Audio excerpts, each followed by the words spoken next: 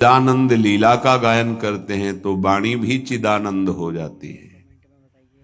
श्रवणेन्द्रिय, जब इससे हम नाम कीर्तन सुनते हैं, नाम जब सुनते हैं, भगवत लीला सुनते हैं तो श्रवणेन्द्रिय चिदानंद हो जाती है।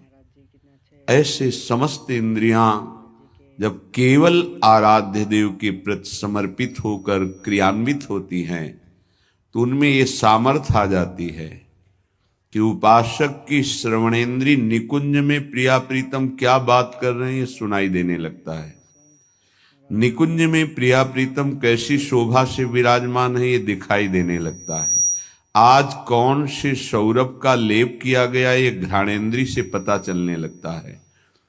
प्रिया प्रीतम की दिव्य लीला का इंद्रियां अनुभव करने लगती हैं, जो कि इंद्रिय मन से बिल्कुल अगोचर है। अगर उपासक इन इंद्रियों को थोड़ी भी स्वतंत्रता दे देगा तो इनका स्वभाव है प्रकृति स्थान कर्षति। ये प्रकृति के वस्तु व्यक्ति स्थान के आकर्षण में फंस जाएंगी। फिर ये महासुख जिसकी हमारे हृदय में लालसा है वो प्रकृति से पूर्ण होने वाली नहीं, वो परमात्मा से होने वाली है। जब हमारी इंद्रियां प्रकृति की तरफ जाती है तो मलिन हो जाती है और मिथ्या देह सम्मान को तुमने सुख मान लिया। चार लोग नमस्कार किए तो तुम अपने को श्रेष्ठ समझ लिए। किंचिन मात्र भी कोई श्रेष्ठ नहीं है। ये पंचभूत शरीर सबके उसी सामग्री से बने हुए हैं। अंदर जो जीव अंश है भगवान का बिल्कुल बराबर है। अब जो सम्मान और अपमान होता है गुण और अवगुण का होता है, और गुण और अवगुण दोनों मायाकृत है। सुनो तात मायाकृत गुण और दोष अनेक, ये दोनों मायाकृत है। तो तुम किसका सम्मान? माया का। किसका अपमान? माया का। तुम तो मान और अपमान दोनों से परे हो। अगर कोई तुम्हें प्रणाम कर रहा है तो तुमको उसकी श्रद्धा को प्रणाम करना है। तुम खास थोड़ी हो गए कि वो तुम्हें साष्टांग प्रणाम कर रहा है तो तुम महान हो गए। महान वो है जो साष्टांग प्रणाम कर रहा है, उसकी श्रद्धा प्रबल है। नहीं क्यों, कोई अंतर नहीं। जो इस देह में पंचभूत वही उस देह में पंचभूत, जो इसमें परमात्मा का अंश वो उसमें परमात्मा का अंश, उसकी श्रद्धा बड़ी है इसलिए वो आपकी तरफ प्रणाम कर रहा है। बोले बहुत बुरा हो गया। मिथ्या मृषा मानना अत्यंत मगनाह।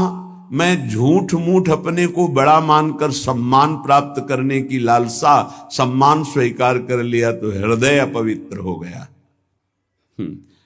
बड़ा मन है, फंसाता रहता है, वो मकड़ी की जाल की तरह। फंसने वाला नहीं जानता है। संत सदगुरुदेव शास्त्र इनके सूत्रों को जब स्वीकार करे तो पता चलता है मैं फंस रहा हूं या मुक्त हो रहा हूं।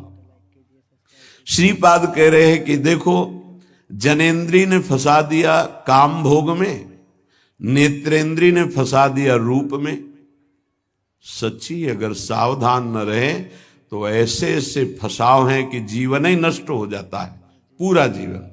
अब उसको लाख समझा रहे थे, कुछ समझ में नहीं आ रहा था। बस वो ये समझ रहा था कोई आशीर्वाद मिल जाए, जादू टोना मिल जाए कि वो जो हमारी मित्र है वो वापस हमको मिल जाए वापस। बस उसको इतना ही लक्ष्य था। और हम ज्ञान विज्ञान वर्णन कर रहे थे, वो सुन बैठा था केवल, क्योंकि समझ में आता है ना आप हमारी बात पकड़ रहे हो कि नहीं पकड़ रहे। नेत्रेंद्रिय ने रूपों में फंसा दिया,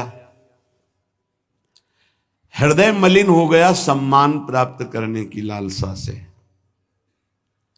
और कह रहे जिभ्या मिष्टान्न निष्ठा विरमति न मनाग वित्त सग्रंथनुचितम। जबान आ गई भोजन के स्वाद में, ये मिष्ठान्न है, ये चटपटा है, ये बड़ा स्वादिष्ट है।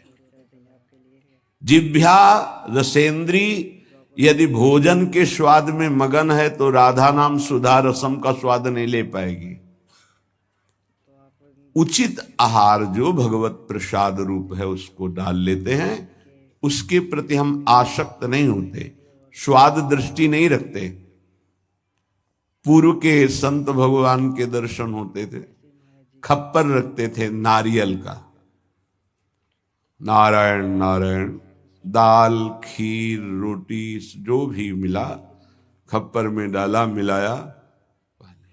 स्वाद से मतलब नहीं, प्राण पोषण से मतलब है। और यहाँ धनिया की चटनी अलग, टमाटर की चटनी अलग, भरौआ मिर्च अलग, ये अलग ये अलग, तो फिर राधा नाम सुधा रसम भूल जाओ। ये 2 अंगुल की जबान है, बस इतने में सारा खेल है। यहां से नीचे उतरने पर कोई स्वाद नहीं है, भाई इतने में घुमाने का स्वाद है। और अच्छे अच्छे इसी में फंस जाते हैं। जिसकी रसेंद्री विजयी नहीं हुआ रसेंद्री से, वो हर इंद्री का विजयी होने पर भी विजयी नहीं माना जाता। रसेंद्री विजयी जनेन्द्री विजयी जरूर होगा, और रसेंद्री जनेन्द्री विजयी संपूर्ण इंद्रियों का विजेता माना जाता है। धैर्यवान उसे ही कहते हैं जो 2 इंद्रियों को काबू में कर ले, रसेंद्री और जनेन्द्री। रसेंद्री मिष्टान्न आदि भोग पकवान पाने के लिए लोलुप जीवन हो गया, पेट बढ़ करके छाती से 1 बीता ऊंचा हो गया है। उठने बैठने में दिक्कत होती है, पर पाने के समय और कितना अधिक पाया जा सके, ये स्वाद वो स्वाद वो स्वाद कितना पाओगे, मर जाओगे पाते पाते, फिर भी तृप्ति नहीं होगी। बहुत विचित्र वासना है, बहुत विचित्र वासना है। चित्त वित्त सग्रंथ अनुचितम, सच्ची बात। आज चरित्र, भगवत धर्म मर्यादा, इसका महत्व धीरे धीरे समाज से हटता जा रहा है। धन का महत्व होता जा रहा है। क्या दुर्दशा है। बोले मनाक वित्त सग्र धनुचितम, अनुचित रूप से धन कभी सुखी नहीं हो सकता जो अनुचित रूप से धन प्राप्त करता है। हा वृंदारण्य कान्या भवति मम गतिश्चेदहम त्वत्स्थितोपि, मेरी क्या गति होगी जब मेरी इंद्रियां और मेरा मन ऐसा है।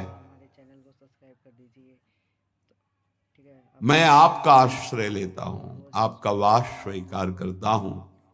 मैं समझ गया कि मेरे से अब कुछ नहीं होने वाला, मेरी अनन्य गति आप हो। हे वृंदावन, आप मेरा सुधार कर दो। अब मैं कहीं किसी की ओर नहीं देख सकता, सिर्फ आपका आश्रय लिए हूं।